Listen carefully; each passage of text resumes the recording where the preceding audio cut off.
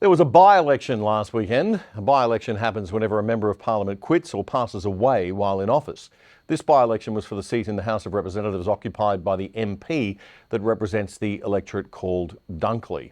Dunkley is in Melbourne's outer southeast on the Mornington Peninsula and includes Frankston. Sadly, the Labor member for that seat, Peter Murphy, passed away just before Christmas from breast cancer at the age of only 50. Peter was a popular MP with the locals. She won the seat in 2019, but before that, it had been long held by the Liberal Party until the electoral boundaries were redrawn in a way that favoured Labor. And as they did in 2019, they did last weekend. Labor won the by-election. The Liberal Party had a big swing to it, picking up another 6.8% of the primary vote, which translated to about 4% after the preferences were all counted. And Labor had a small gain too, as the ABC's chart there shows. You can see Labor up 0.9%. Now that's unusual for by-elections. Normally the government's party loses votes in a by-election. But Peter Murphy was much admired, and there would have been a bit of emotion attached to this election, making it a little bit unusual on that score.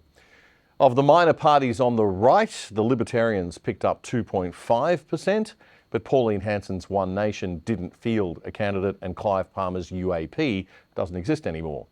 The minor parties on the left were split. The Victorian Socialists Party, you can see there, the Australian Democrats and the Animal Justice Party, took a combined 4% of the vote, but not from Labor. In a trend that I'd like to see continue, I've got to say, the Greens lost 4.1%. Hooray! That's almost half the vote they got last time. But it stayed with all those other left-wing minor parties, so no great sign of social political awakening or anything. This election was supposed to be a litmus test for Anthony Albanese's performance and Peter Dutton's performance.